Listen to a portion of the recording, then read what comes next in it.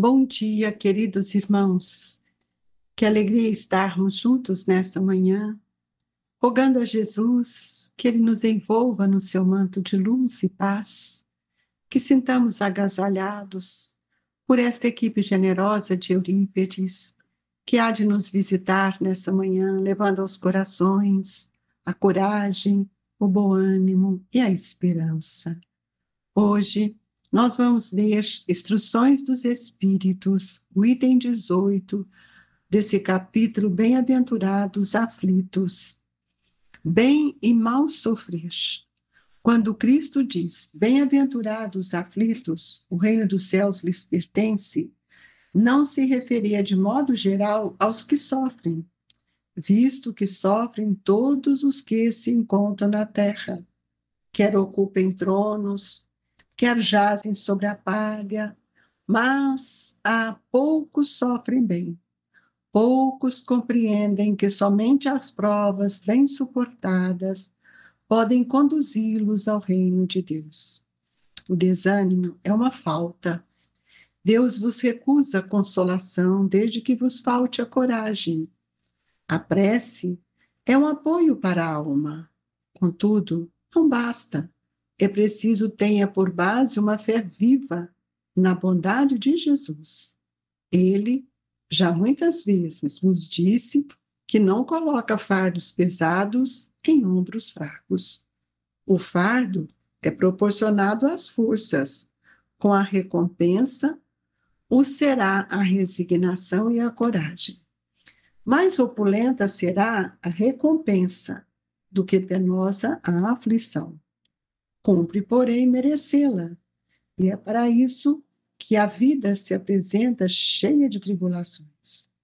O militar, que não é mandado para as linhas de fogo, fica descontente, porque o repouso no campo nenhuma ascensão de posto lhe faculta. Sede, pois, como militar, e não desejeis um repouso em que o vosso corpo se enervaria e se entorpeceria a vossa alma. Alegrai-vos quando Deus vos enviar para a luta.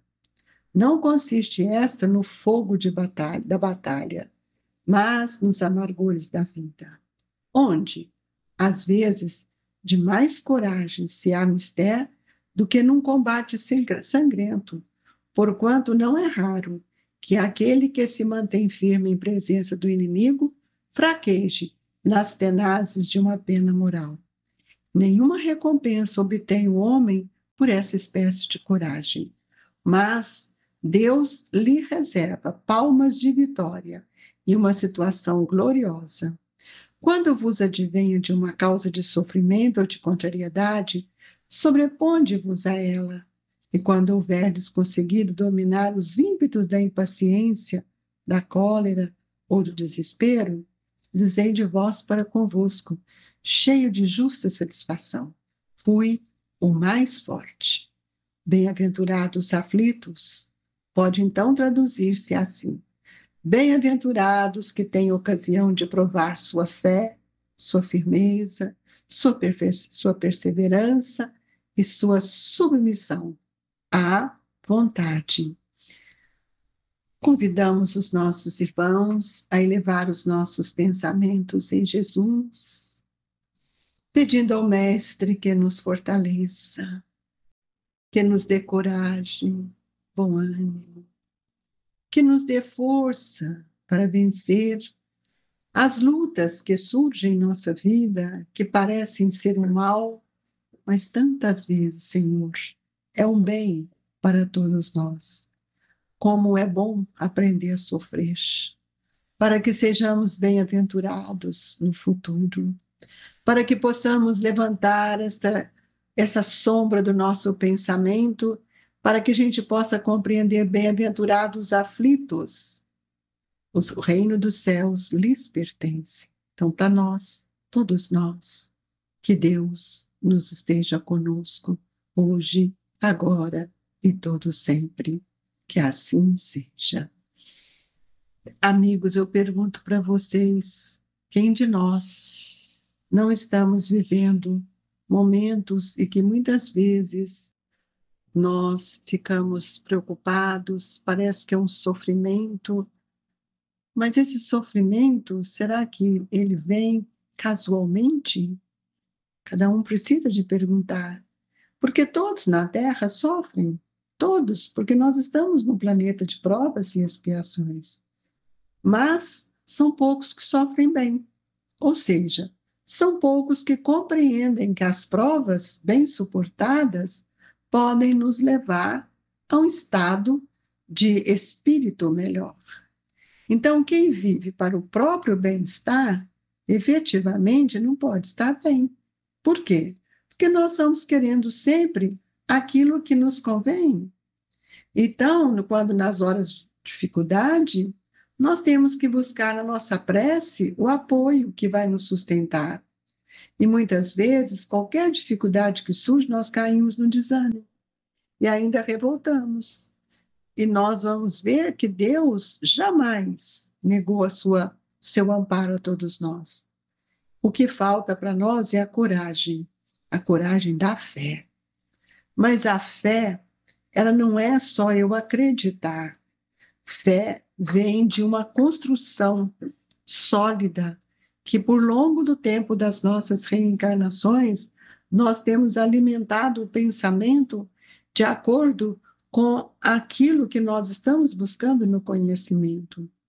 A fé, ela nos dá uma estrutura para que a gente compreenda a bondade de Deus. E nós tantas vezes reclamamos sem perguntar por que eu estou passando por isso. Deus não coloca fardos pesados em ombros fracos. O fardo, gente, é sempre proporcionado às forças, como a recompensa será justamente na medida que eu compreendo o que é a resignação. Porque a resignação, ela me estimula a coragem, e a coragem, ela me movimenta a vontade, me dando força para vencer aqueles momentos que para nós, muitas vezes, é de aflição. Às vezes, nós percebemos que nós não temos uma fé sólida, e nós recorremos a tantos irmãos pedindo que orem por nós, e todos oram, porque as vibrações vão nos sustentar. E o Evangelho nos traz nessa manhã um exemplo que eu acho que vale a pena a gente refletir, quando Kardec nos diz assim na mensagem Lacordaire: o militar que não é mandado para as linhas de fogo fica descontente. Porque o militar, ele tem toda uma educação, um preparo, para que ele possa defender a pátria. E se ele está na defesa da pátria, ele está também em nossa defesa. Porque se ele vai para uma batalha, ele fica lá deitado no repouso, ele não terá as promoções que muitas vezes eles recebem. E ele fica feliz de combater, de ir à luta, porque ele, na luta, ele está prestando o seu trabalho. Ele está servindo a pátria. E ele está honrando aquilo que ele mais desejou. E nós, muitas vezes, quando estamos em dor, nós relaxamos, nós afrouxamos, nós nos tornamos indiferentes ou reclamamos. E aí o Evangelho diz: alegrai-vos quando Deus vos enviar para a luta. Porque se quando a gente é convidado a lutar, é porque já tem umas armas do bem dentro de nós. Nós já somos capazes de lutar contra o mal, contra as raízes do mal, e que muitas vezes ainda estão enraizadas em nós. Nós sabemos que todos os amargores da vida têm um ponto, uma matriz que está gerando em nós uma insatisfação. E nós precisamos entender que nós precisamos julgar ou analisar nossa conduta em relação aos relacionamentos, que nós precisamos compreender o que é um bem e o que é um mal. Porque às vezes nós queremos adular e agradar as pessoas achando que é um bem, isso é um mal, porque nós estamos tirando a capacidade dele de refletir e de agir. E quando nós saímos para semear no campo da vida, nós estamos levando aos corações a confiança. Nós estamos levando ao coração a esperança. Isso é um bem que vai também fazer o bem no outro e sair de nós uma alegria. E quase sempre nós nos colocamos, ou parecemos que a gente só vive para o mal, e nós sabemos que não. O bem, ele é a conquista de cada um. Por isso que nem todos os bens da terra são legítimos na vida espiritual. Porque para nós o bem, às vezes, é um bem material, eu dar as coisas, eu oferecer algo que não me transformou. Então, nós precisamos nos refletirmos, consagrar o bem e eleger o bem, porque esse bem, ele coloca, né, onde nós estamos, dentro do nosso pensamento, uma força que faz com que eu aproxime do próximo, que eu possa auxiliá-lo e que possa mostrar para ele o caminho da sua ascensão espiritual. Então, não consiste, meus amigos, como nos diz Lacordaire, não consiste estar no fogo da batalha, mas nos amargores da vida, onde às vezes de mais coragem se há mister do que num combate sangrento. Quantas vezes as doenças surgem, mas nós nos tornamos indiferentes ao mal sofrer. Por quê? O que é o mal sofrer? É quando nós não compreendemos as nossas dores. E é preciso que a gente entenda que tudo aquilo que nos traz gera dor sai de dentro de nós. Então, nós podemos perceber que na nossa vida nós estamos cuidando apenas do corpo, mas existem dores que não estão no corpo. Eu posso até fazer uma cirurgia de coração, eu posso fazer uma cirurgia ou colocar qualquer coisa, um marca-passo, qualquer coisa no meu coração, e ver que a minha dor continua, que a dor não é física, não é no coração. Então, é preciso que a gente sempre possa lembrar que é para nós lícito fazer o bem todos os dias. Nós precisamos entender que todos os dias nós estamos sendo convidados a vivenciar o bem. E a doença que fere o corpo, ela nasce ou ela procede do nosso espírito muitas vezes mutilado por nós mesmos, por desconhecermos a vida como espírito. E o espírito enfermo, ele tem nas suas raízes as imperfeições que o caracterizam. Então, o mal, muitas vezes, ele é pertinente ao nosso pensamento. Por isso que nós nos consideramos, às vezes, uma pessoa não tão boa.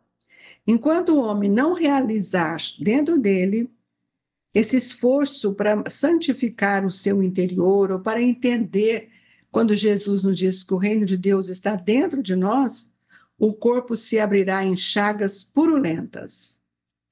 Claro, porque o corpo drena as energias do perispírito e o coração ficará despedaçado de angústia. Então não adianta nós corrermos para o hospital cuidar, fazer tudo no corpo, que é um mal que eu estou sentindo, um mal sofrer, mas eu posso trabalhar com bem, modificando, compreendendo que tudo aquilo há de passar e que isso fará com que eu me torne melhor. Então nós vamos ver que nós somos os mensageiros da nossa própria cura. E é preciso que a gente nunca canse e jamais esquivar de qualquer situação que muitas vezes temos nos omitido.